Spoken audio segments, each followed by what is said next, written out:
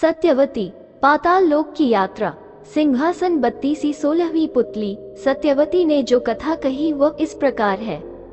राजा विक्रमादित्य के शासन काल में उज्जैन नगरी का यश चारों ओर फैला हुआ था। एक से बढ़कर एक विद्वान उनके दरबार की शोभा बढ़ाते थे और उनकी 9 जानकारों की एक समिति थी जो हर विषय पर राजा को परामर्श देते थे तथा राजा उनके परामर्श के अनुसार ही राजकाज संबंधी निर्णय लिया करते थे। एक बार ऐश्वर्य पर बहस छिड़ी तो मृत्युलोक की भी बात चली। राजा को जब पता चला कि पाताल लोक के राजा शेषनाग का ऐश्वर्य देखने लायक है और उनके लोक में हर तरह की सुख सुविधाएं मौजूद है, चूंकि वे भगवान विष्णु के खास सेवकों में से एक हैं, इसलिए उनका स्थान देवताओं के समकक्ष है। उनके दर्शन से मनुष्य का जीवन धन्य हो जाता है।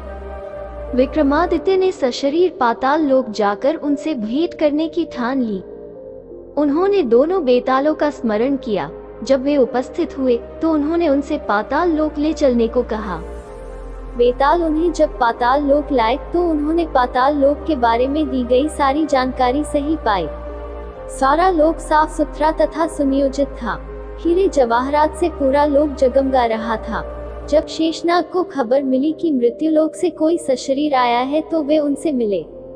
राजा विक्रमादित्य ने पूरे आदर तथा नम्रता से उन्हें अपने आने का प्रयोजन बताया तथा अपना परिचय दिया।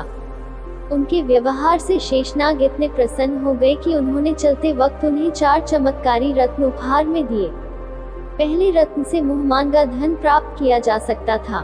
दूसरा रत्न मांगने पर हर तरह के वस्त्र तथा आभूषण दे सकता था। तीसरे रत्न से हर तरह के रथ, अश्व तथा पालकी की प्राप्ति हो सकती थी।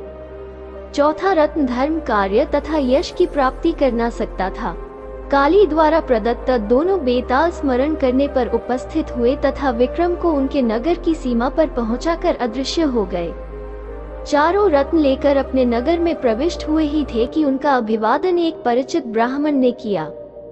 उन्होंने राजा से उनकी पाताल लोक की यात्रा तथा रत्न प्राप्त करने की बात जानकर कहा कि राजा की हर उपलब्धि में उनकी प्रजा की सहभागिता है। राजा विक्रमादित्य ने उसका अभिप्राय समझकर उससे अपनी इच्छा से एक रत्न ले लेने को कहा। ब्राह्मण असमंजस में पड़ गया और बोला कि अपने परिवार के हर सदस्य से विमर्श करने के बाद ही कोई फैसला करेगा। जब वह घर पहुंचा और अपनी पत्नी, बेटे तथा बेटी से सारी बात बताई तो तीनों ने 3 अलग तरह के रत्नों में अपनी रुचि जताई। ब्राह्मण फिर भी किसी निष्कर्ष पर नहीं पहुंच सका और इसी मानसिक दशा में राजा के पास पहुंच गया। विक्रम ने हंसकर उसे चारों के चारों रत्न उपहार में दिए।